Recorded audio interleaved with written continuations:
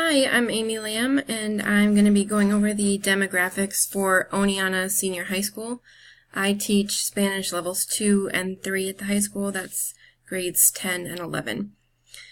So if you look at the enrollment by gender, it's fairly evenly split, 48% male and 52% female. Ethnicity is not as even a split as you can see.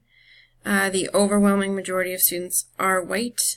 It's 81% of students.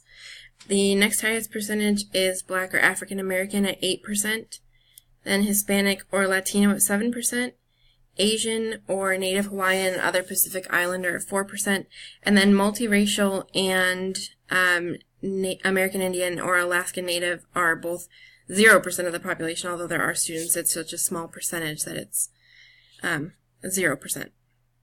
So the overwhelming majority of students are white.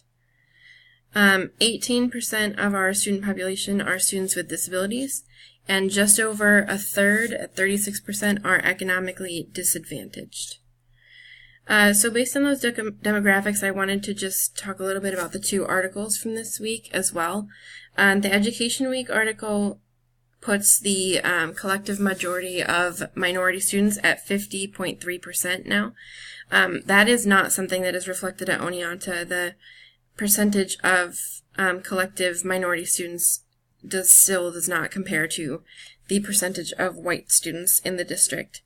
That same article did state that 82% of public school teachers were white, and that I would say is a lower percentage than at Oneonta. In the high school, we do not have any teachers of other races at this time.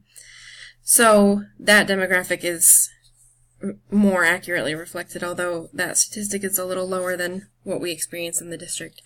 In terms of school culture and things that aren't necessarily seen on this chart, I've student taught and worked in some districts where the racial divide between social groups is much more defined.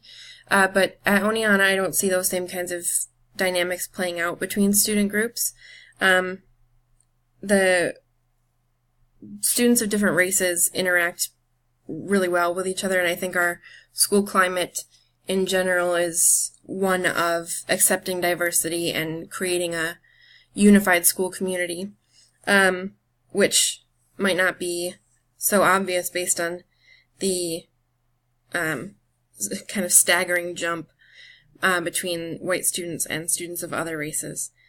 So that's just a little bit about our demographics. Thank you very much.